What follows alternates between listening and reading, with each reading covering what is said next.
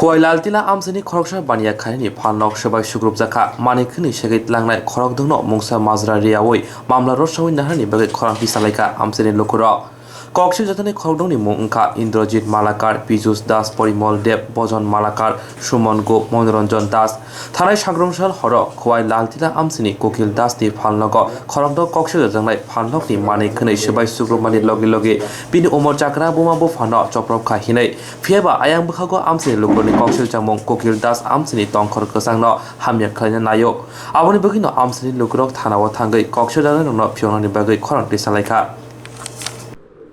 অনেকগুলি কেস থানাতে করা হয়েছে। কিছুদিন আগে আমাদের গ্রামের নীলমণি মালাকার নামে এক ব্যক্তি ওনার বাড়িতে ধান ক্রয় করার জন্য যায়। অনুকূল দাসের সঙ্গে ধান ক্রয় করার ব্যাপারে যখন আলোচনারত অবস্থা থাকে, ঠিক ওই সময় ওনার ছেলে সুমন দাস ওনাকে পিছন দিক থেকে গিয়ে হাতুড়া দিয়ে মাথায় আঘাত করে। আমরা এর পরিপ্রেক্ষিতে থানায় দ্বারস্থ হই, ওই ফ্যামিলি থানায় দ্বারস্থ হয়। হওয়ার পরে থানা থেকে আমাদেরকে বলা হয়েছে যে মানসিক ভারসাম্যহীন কী করা যাবে, এটা আপনারা মীমাংসা করে নিন। এইরকম বহু কেস, বহু ঘটনা ওনারা এই এলাকায় সংগঠিত করেছে। এলাকার মানুষ তাদের এই কর্মকাণ্ডে, অনুকূল দাসের ফ্যামিলির কর্মকাণ্ডে অতিষ্ঠ হয়ে পড়েছে।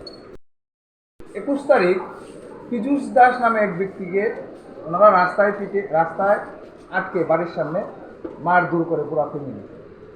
ওনার দোষ হচ্ছে অনুকূল দাসের বড় ছেলে বাজারে মদ খেয়ে বাজারে ব্যবসায়ীদেরকে গালিগালাজ করতেছে। ওই সময় পীযূষ দাস ওনাকে বলছিল যে আপনি এখান থেকে তুই তাড়াতাড়ি বাড়িতে যা। বলার পর ওই ছেলেটা বাড়িতে চলে যায়। এই কথা কেন বলল, তার জন্য পীযূষ দাসকে বাড়ির সামনে রাস্তায় ফেলে মা, বাবা এবং 4 ভাই সবাই মিলে ওনাকে লাঠি সুটা দিয়ে আঘাত করে। এই ব্যাপারটা আমরা থানাকে অবগত করাই। থানা ঠিক আগের মতো আমাকে থানা থেকে রিপোর্ট বলা হয় যে এরা তো পাগল, কিতা করবো কন, এই কথা কইয়া থানা থেকে জানিয়ে দেওয়া হয় আমাদের। পরবর্তী সময় পীযূষ দাস ও নিজেও ওনাদেরকে পাগল বলে আর কোনো এফআইআর। পরিমল দেব, সুমন ঘোষ, পীযূষ দাস, ভক্ত মালাকার, প্রদীপ মালাকার, তাদের বিরুদ্ধে নাকি ওনারা এফআইআর করেছেন। এফআইআরে লিখেছেন যে এই ব্যক্তিরা রাতে ওনার বাড়িতে এসে ওনাকে আক্রমণ করা হয়। ওনার ছেলে কেস করেছে যে আমার বাবা এবং মাকে মাথা ফাটিয়ে দেয় এবং আমাদের ঘরে ঢুকে 4 ভরি স্বর্ণ লঙ্কার চুরি করে নিয়ে যায় এবং আমার মাকে মাথা ফাটানোর পর শ্লীলতাহানি করা হয়। এরকম একটা কেস ওনারা কপি খোয়াই থানাতে দিয়েছেন। তার পরিপ্রেক্ষিতে খোয়াই থানার সত্ত্বেও সৈফুদ্দিন মহাশয় আমাদের এলাকাতে ওই ছেলেদের বিরুদ্ধে আইনি ব্যবস্থা নিতে শুরু করে।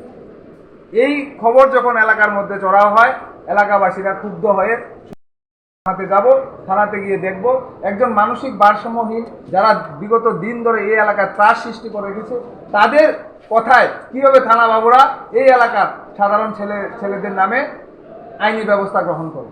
এই বিষয়টা আমরা জানার জন্য আমরা খোয়াই থানাতে এসেছি। আমরা সম্পূর্ণ বিষয়, ওদের যেই কর্মকাণ্ড, সেই বিষয়গুলি উল্লেখ করে একটা প্রতিলিপি থানাবাবুর কাছে দিয়েছি এবং ওনারা আমাদেরকে আশ্বস্ত করেছেন যে আমরা বিষয়টা সম্পূর্ণভাবে জানি না। আজকে আমরা আপনাদের আশায় আমরা সম্পূর্ণ বিষয়টা জেনেছি। আমরা আপনাদের এই যেই ছেলেগুলির নামে এফআইআর করা হয়েছে তাদের যেন কোনো ধরনের শাস্তি না হয় সেই দিকে লক্ষ্য রেখে আমাদের ইনভেস্টিগেশন করব এবং আপনারাও আমাদেরকে সহযোগিতা করবেন। এই ধরনের বক্তব্য আমাদের থানাবাবু আমাদেরকে বলেছেন। আমরা থানাবাবুর কথা আশ্বস্ত হয়েছি এবং আমরা নিশ্চিত যে আমাদের এই ছেলেগুলির আগামী দিন তাদের বিরুদ্ধে কোনো আইনি ব্যবস্থা হবে না। ওই দিন রাতে ওদের বাড়িতে হঠাৎ চেঁচামেচি শুনে এলাকার কিছু মানুষ ওনাদের বাড়িতে যায়। বাড়িতে যাওয়ার পর দেখে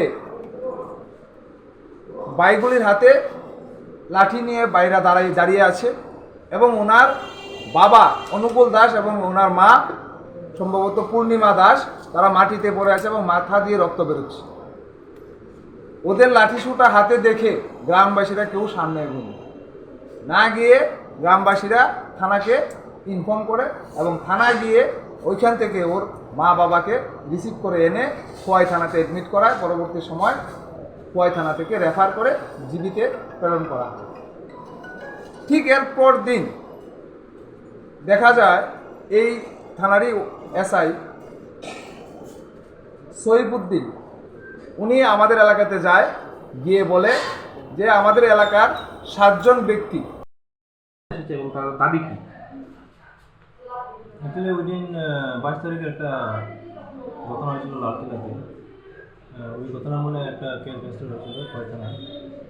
তো 6 জনের বিরুদ্ধে একটা এফআইআর করা হয়েছিল। তো তারা এই জন্য তারা থানাতে আজকে এসেছিল। তারা এখন কি চাইছে? তারা চাইছে যে তারা যে জানতে চাইছে যে কী কারণে একটা ফলস কমপ্লেন করা হয়েছে, কী কারণে এটা এফআইআর দেওয়া হলো। কিন্তু এটা তো নেচার অফ ইঞ্জুরি তো খুব সিরিয়াস। যে লোকটা মার খাইছে এই লোকটা খুব সিরিয়াস ইঞ্জুরি এটা আমরা জানি। যার জন্য আমরা এই এফআইআরটা আমরা এই মামলাটা আমরা নিয়ে নিয়েছি। এখন তারা কাদের কাস্টডিতে আছে? 7 জন। নোটিশ দিব 41 আমরা নোটিশ দিব। নোটিশ মনে তারা আমাদের আয়ুর কাছে তারা এফআইআর চাইব। তাদেরকে যা আইনে যা আছে তাদের কি দাবি? মানে কোনো রকমের যাতে কেস রেজিস্টার করা না হয় 6 জনের বিরুদ্ধে। না, এটা তো কোনোভাবে হবে না। এটা তো যা হয়ে গেছে তো হয়ে গেছে। ইনভেস্টিগেশন যা হয়েছে তো পরে দেখা যাবে।